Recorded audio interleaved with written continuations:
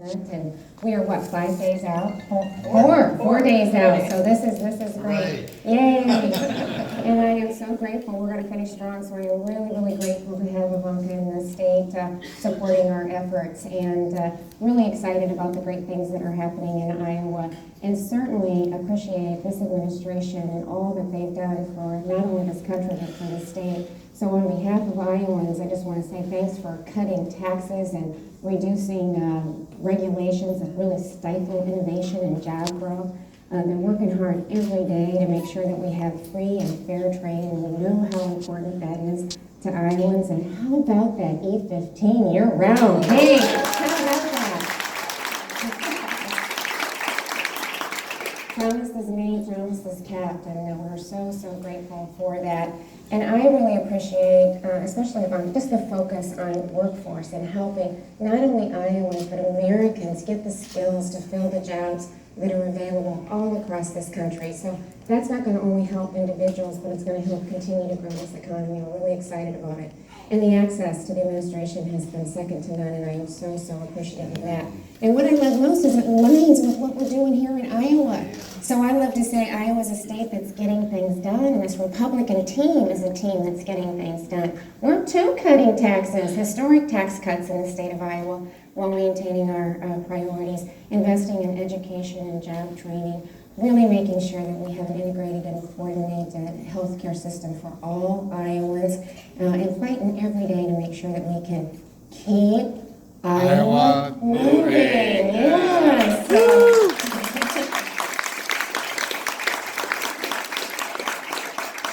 This is a critical election, and then I'll wrap it up and turn it over to Ivanka, but it's going to be all about turnout, and every vote is going to count, so we really need each and every one of you out there driving turnout, making sure people are going to the polls, because I guarantee if we show up, we are not only going to keep Iowa moving in the right direction, but we're going to keep this country moving in the right direction, and we're going to be able to continue that partnership and build on the success. We're going to talk about some exciting news that just hit today.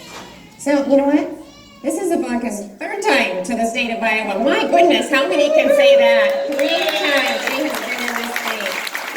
I'm so proud. That may have been in just the last year. Yeah, I know. Yes, in just the last year. So I really appreciate that. We both have a passion for workforce and for STEM and for helping drive those initiatives, and I'm just really blessed to have her here in Iowa again and have her support. So thank you all for showing up this morning and helping us celebrate the great things that are going on, and helping celebrate the great things that you're doing as well. So thanks for being here. I appreciate it very much. Thank you, Governor, and thank you all. It's starting to really feel like home here in Iowa, especially because it's morning and there was a baby crying. Yeah. So it's sort of like my house. 3 kids under the age of 7 is well, I'm sure you all know. Lovely. It's lovely. But it really is a pleasure to be here, and I am just such a fan of your governor, and I don't say that lightly. I really don't. I am a working parent. I've got a lot of responsibilities, and I don't like to get out and just campaign for the sake of campaigning. I like to support people who I've worked with and who I can speak from the heart about, and this woman is so effective. Not only are we incredibly proud that Governor Reynolds is Iowa's first female governor, but what she has presided over for the benefit of this state is just incredible. So whether it's the largest tax cuts in Iowa's history, amazing. Deregulation, so important. The fact that, as my family always says, you never get what you don't ask for, and Governor Reynolds is not afraid to ask. So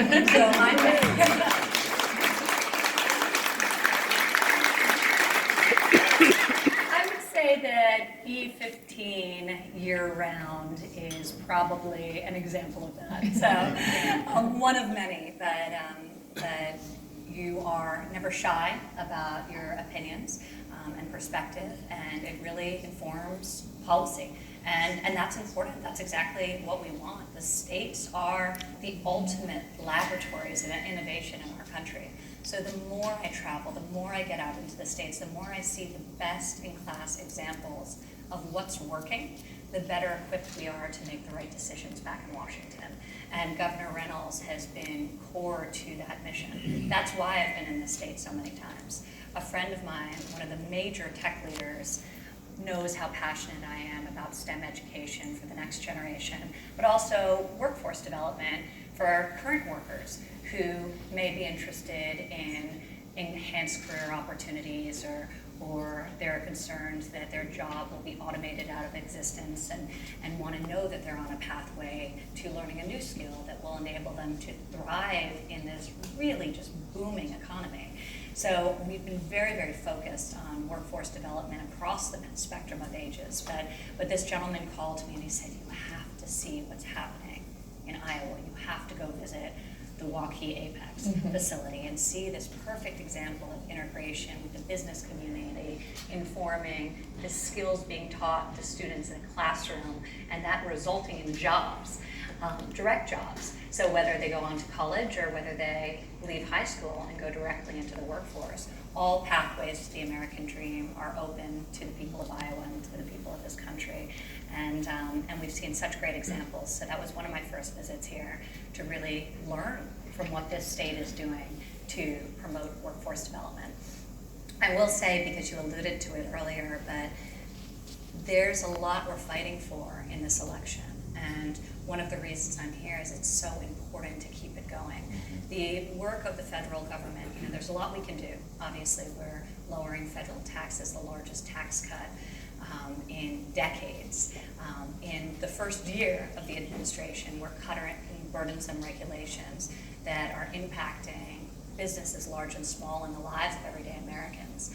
And we're trying to make government work better for you, and in a lot of cases just get out of the way. But the states are critical partners to us in this effort.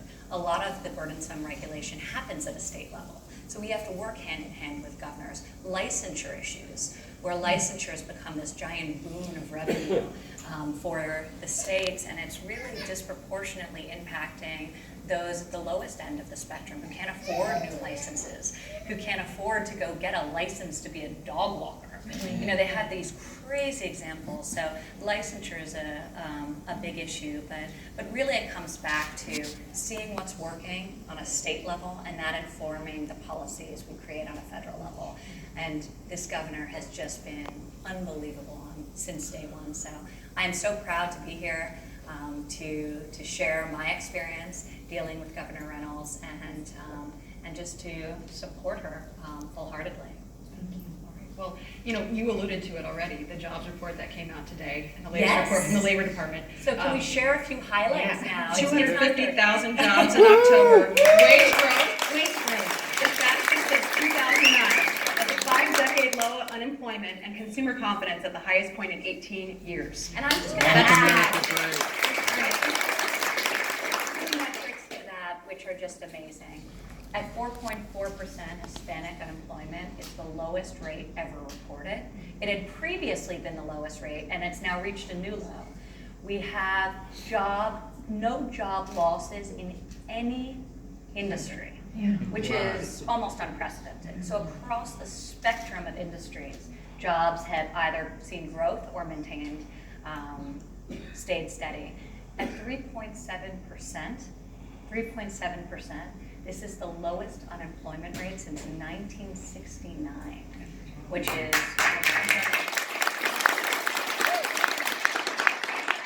really importantly, people kept saying, well, where's the wage growth? For the past 2 decades, wages have just stayed stagnant. Wages are growing again. Month after month after month, we see wages growing. So not only did we experience job growth, we experienced wage growth. And that is what's been holding so many Americans back. And I know Iowa has a great story on the wage side as well, but that's what really improves the lives of individuals and individual households, that wage growth number. So we are so excited to see not only people coming off the sidelines and entering the workforce at record numbers. One of the interesting statistics that you don't often talk about, but people leaving their jobs. So there's been a massive spike in people quitting their jobs. You know what? They're getting better jobs. So it's an unbelievable metric that people are moving from one opportunity to a new opportunity. So it really is a workers' market. And that's something that we're all very excited for. And we're seeing that too in Iowa. It's really exciting. We have the second lowest unemployment rate in the country, 2.5%, which is phenomenal. That means Iowa. Thank you, Governor. It presents its own set of challenges, and that's why we're laser focused on not only making sure we have a pipeline of talent with our young kids, but we're really working with adults and helping them reskill and retrain and match them up with the jobs that are available. But we too have seen the 3 straight quarters of wage growth. Last quarter of 2017, 4.5%. First quarter of 18, 5%. And second quarter of 18, 5.1%. So significant growth, wage growth that we're seeing in Iowa too, and it's exciting. 5.1%. That is remarkable. Yeah, it's great. It's really, it lagged here too, we saw it too, but no, it's not a blip. We've seen 3 straight quarters, and we want to keep that going. So, You mentioned this is your 3rd time back here in Iowa, and you mentioned your relationship with the governor. You have respect for her and her policies and what we've done here to make these statistics a reality here in Iowa. Can you talk a little bit about that relationship, how you've worked together, and Governor, I'd like you to follow up as well with how you've worked with the administration as well. okay. So, Ivanka, go ahead. Well, one of our earliest discussions was actually focused on STEM education. You know, when you think about the future of work requires digital literacy. It's just sort of a foundational skill across every industry. So ensuring that next generation of American workers is equipped to succeed, and that this country continues to dominate the world from an innovation and from a technical perspective. So that is a priority of this administration, and in the earliest days, the President set that as a priority for the Department of Education.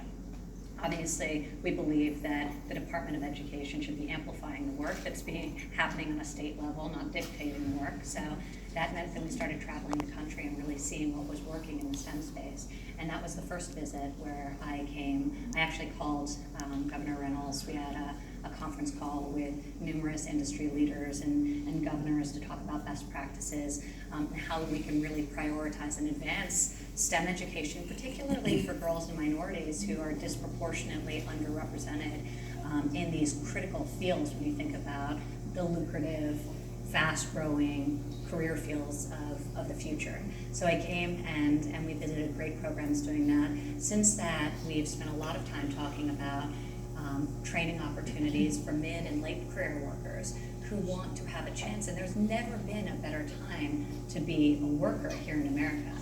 Employers are investing back into their workforces. They're investing in reskilling opportunities. They're investing in promotional opportunities. They're investing in benefits for their workforce to try and recruit and retain them. So it's a great time for people to be able to learn new skills if they want to advance, regardless of what age they are.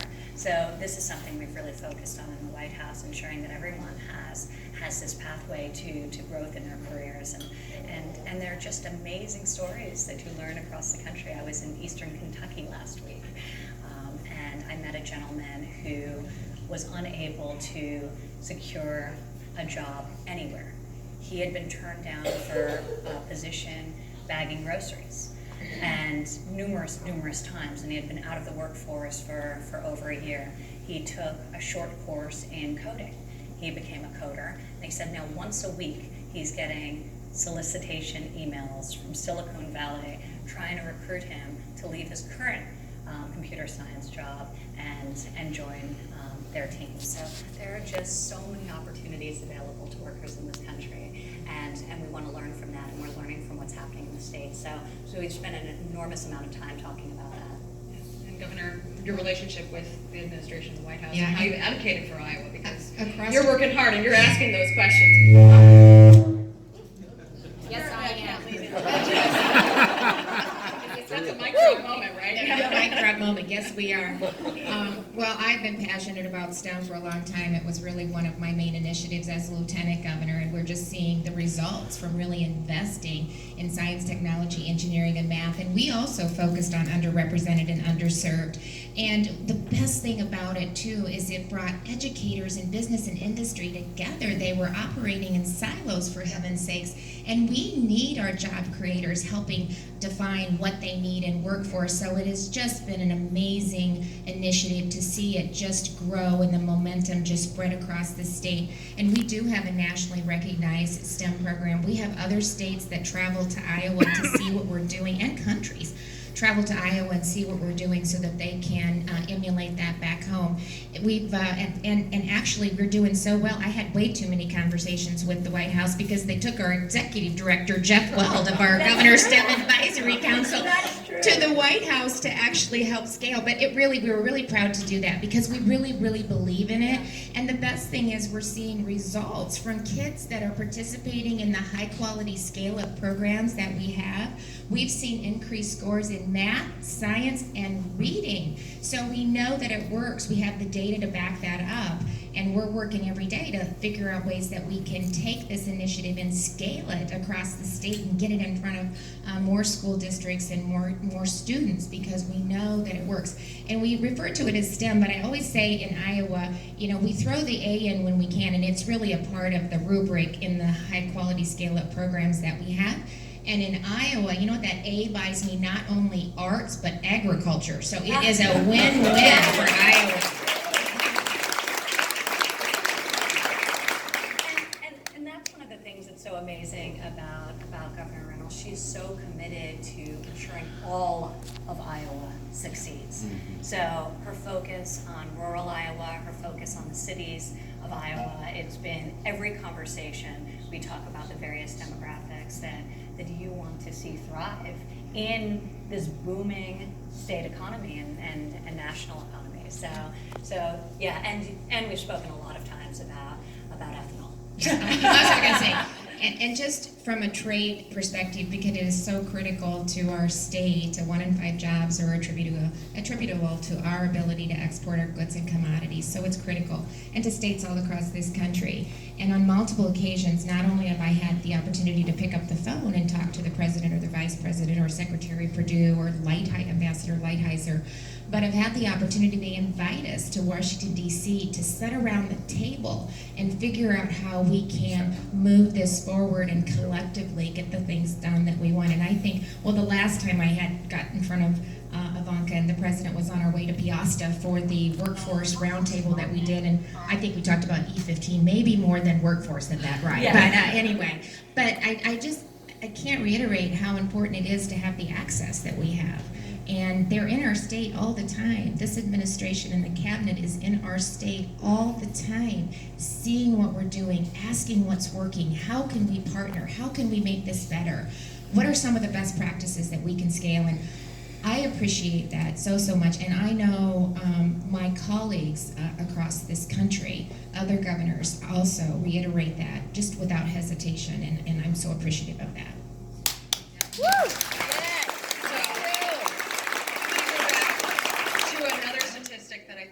Really, really proud of here in Iowa, and that is that we are the #1 state in the country, according to U.S. News and World Report. That deserves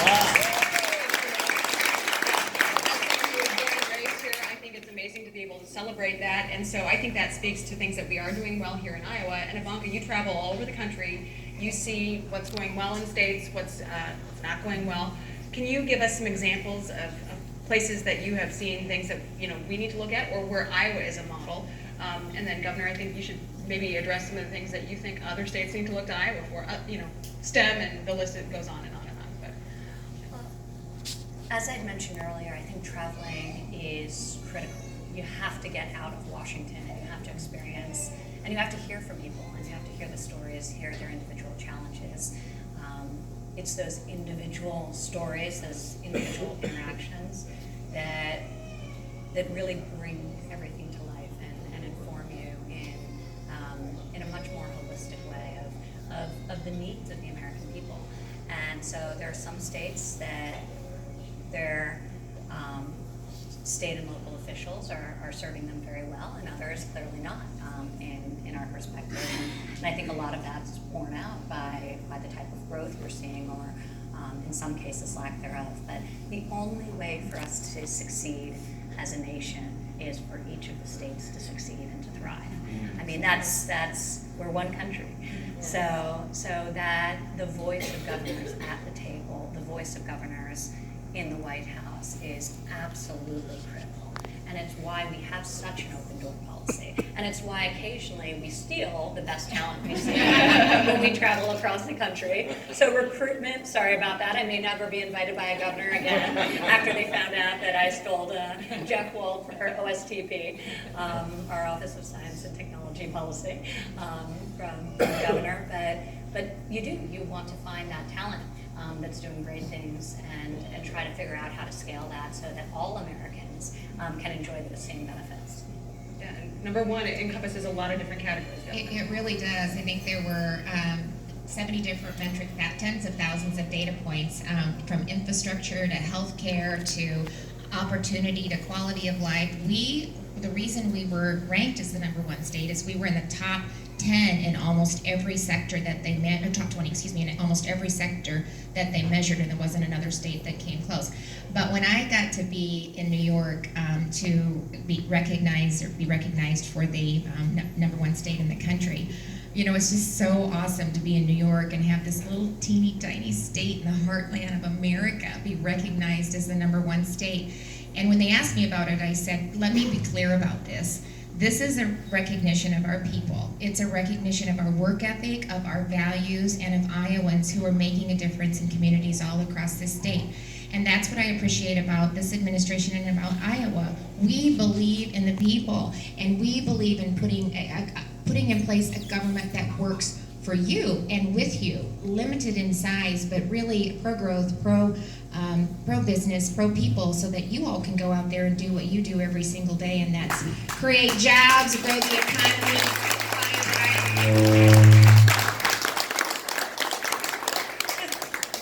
I think that's a recognition of what we're doing. So anyway. Absolutely. I want to ask a quick personal question, because obviously running a campaign is a hectic time. Obviously 4 days left of the hectic schedule. You're a working mom, and you've managed to juggle many roles out on the campaign trail now. How do you do it all? And it's incredible to watch. As a mom myself, I'd be interested to know how you do it all. Well, I have a lot of support, and sure, my life is a little bit hectic, and it's pretty unusual to have one parent working in the White House, and mine too. So our family has made sacrifices, but really what motivated me to do the work that I'm doing, and my husband as well, is we recognize how enormously fortunate we are and the opportunities that our family and this country has provided to us. And we could not forego the opportunity to go to DC and try to lift barriers so more Americans can enjoy those same privileges. And that's what we're fighting every day to do. So yes, it is just like any parent. It's a constant juggle and balance. And some weeks we get it right, some weeks we don't. Some days we don't. But really, we do our best. And I do recognize, and it's very clear to me how fortunate we are to have the infrastructure to be able to support us. And really, a lot of families don't have that, and that's why we're advocating very hard for policies that support American working families as part of tax reform, doubling the child tax credit, recognizing the enormous financial cost of raising a family, and helping parents, and helping middle-income families, and delivering them much-needed tax relief was critical. So our mission for tax reform was really dual focus. It was on the business side, ensuring that our businesses and our business environment could be competitive in a global marketplace, and thereby allow our businesses to shine and to thrive, but also ensuring that there was meaningful middle-income tax relief for hardworking families. And we believe that we've really accomplished that. It's also why we're looking at policies and proposals around making childcare safe, accessible, affordable. Because the reality is the modern American family has changed and the workforce has changed. Women now represent 47% of the American workforce, yet we provide almost all of the unpaid care for not only our children, but for adult dependents within our household, which is enormously taxing. I love it, but it's a challenge. So we need to make sure that our policies enable those parents to be able to thrive and be able to work and maintain their attachment to the workforce and provide for their families, which is one of the reasons that in the omnibus we provided the largest expansion of the child and dependent care block grants, which go to the states, so that the governors can help ensure that working families are able to afford early childhood education and child care during those early years of life. So it's a challenge being a working parent, but there are people who have far greater challenges than I do. So that's those are the families I'm fighting for, and those are the families the governor is fighting for. And that's another example. Yes. So there's something that we're really fighting for, I think, every day. I'll try this one. Is it on? It's green. Shall we try this one? Green means go. There we go. Okay. Well, I think that's another area too that we can do much better, and that I know that you're focusing on as well. Well, you know, Kevin and I, our daughters are grown. I have our youngest one is with me today with our newest grandchild, Reed, so bless her heart. Kevin and I have 10 grandchildren, but I like to say they keep me real, rounded, focused, and sick. Always carrying something, right, Jess? And I had so much fun having them be a part of one of our spots, because this was. I can't believe you have 10 grandchildren. It's just amazing. We ramped up really quick.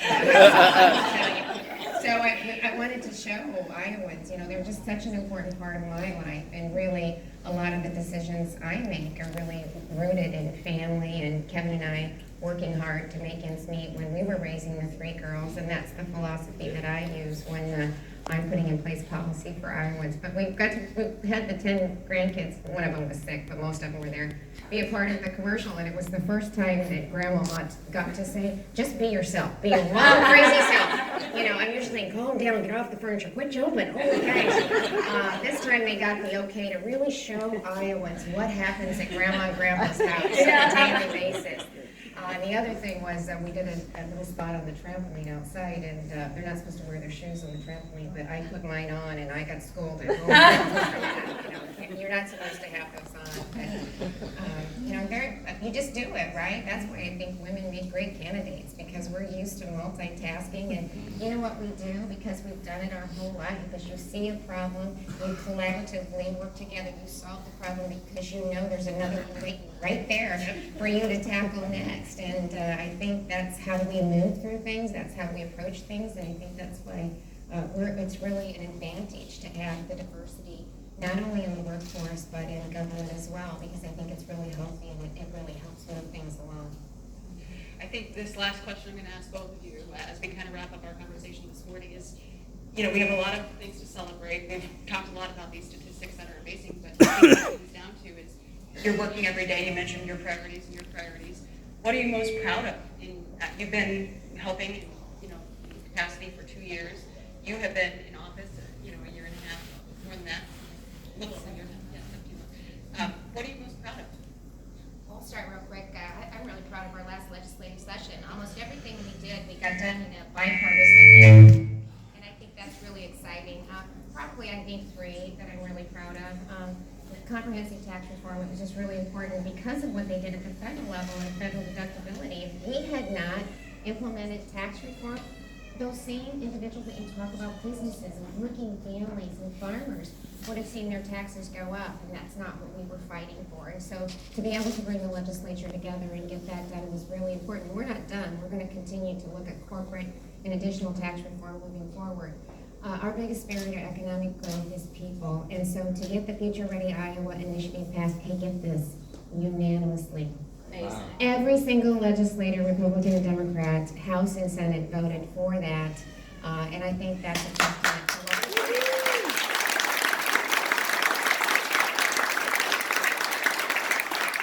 do. And then the other piece of that, which is really, really, really important, is the comprehensive mental health care reform that we passed last year. We want to get Iowans healthy, make sure we're getting them the services that they need so that they can also participate and have every opportunity to have a great quality of life here in the state. And believe it or not, that one passed unanimously. Every single legislator, Republican and Democrat, voted in the House and Senate to get that done. So, you know what? I'm really proud of that. I'm really proud that we were able to focus on Iowans, move the ball forward, and get some really significant pieces of legislation done. Good record to be proud of. You were part of it, so thank you. Happy to have voted for that. Absolutely. Ivanka, what are you proud of in the last several years? Surviving in Washington. I'm really proud and honored and never let myself forget the privilege of being able to serve our country. And I'm really proud of the work we're doing and helping the president advance his agenda and create opportunity and prosperity for all Americans. I'm really proud of tax reform, and I think people are really going to experience the benefits of it over a long term. Elements of it, like opportunity zones, which is not talked about that often, but was incorporated on a national basis as part of tax reform, are going to have transformative impacts on underserved urban and rural communities. It basically will incentivize and catalyze private sector dollars to invest in these areas of the country, and these opportunity zones are designated by the governors. So it's really, really very exciting, and I think will have a transformative effect over the long term. So I'm very proud of the role I played in tax reform, my advocacy specifically of the child tax credit, but also comprehensively of getting that legislation over the line. I'm very proud of the bipartisan wins that I've been able to achieve. As you noted, it's not easy. It's a very toxic political environment. So being able to advance legislation that is important, critical legislation, such as Perkins Career and Technical Education, and have it pass after languishing for almost a decade in Congress is a significant win that will benefit over 11 million students and workers across the nation.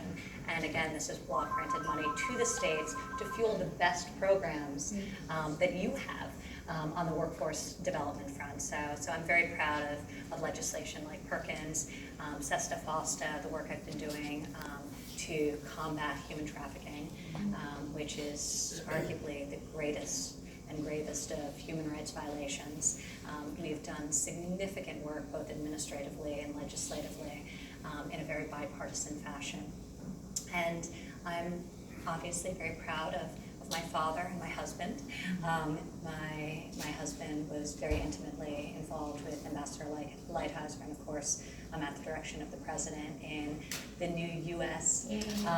USMCA. During my travels to Iowa, I heard from the governor how important this agreement was, getting it right, making it better. And it is really right, and it is really better. So this is going to have tremendous impact on Iowa. So USMCA was just really a high moment for us as an administration in terms of creating better trade deals, fair and reciprocal trade deals that really support our economy and American workers, and really better our hemisphere as a whole. So we're very, very proud of that. Lots to celebrate it. Oh, Shanette, you mentioned so many things I forgot about. You've done so many things with the opportunity zones and the Perkins reauthorization. All of those really impact our state as well. So there's a lot to talk about. We're just scratching the surface on what you've been able to do. Absolutely. So And I'm potty training my youngest son. that is the toughest battle, right? I'm really proud of that, because so far we've had better success than the first couple of times around. Good. Old hat by now, Yeah, right? exactly. Number 3, See, experience, it helps. Yeah, it definitely does. So you referenced it earlier, Ivanka, but we're 4 days out, and I Yes. think as we close out, some remarks maybe on what's at stake here in the next couple of days and why it's so important for Americans and for Iowans. Well, what's at stake is everything we've talked about. The growth, the opportunity.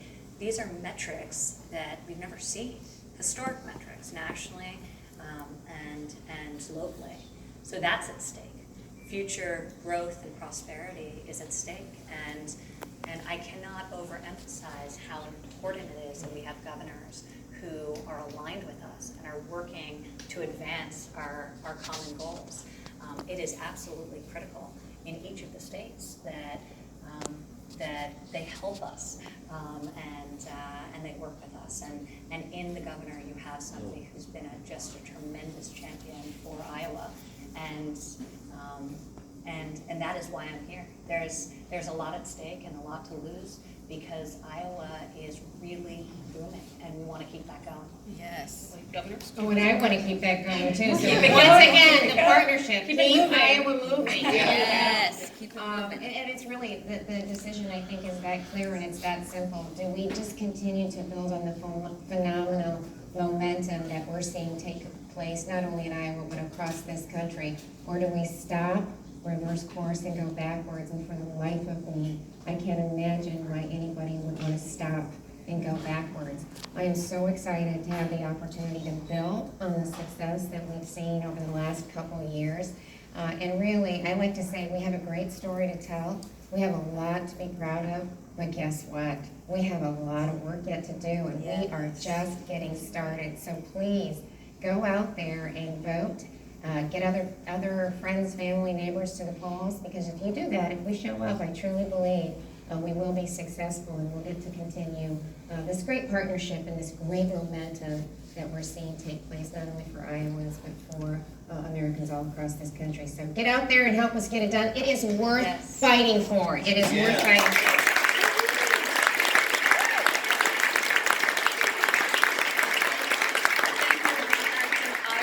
Glad to have you here visiting, and know your heart is clearly in the right place. You talk about your family and your priorities, and Governor, I think you mentioned it, they align perfectly with what we're trying to do here, so thank you. Very grateful for your support, Ivanka. Thank you so much. It is such a pleasure. So hopefully I'll be back many times with the governor. Thank you all very much.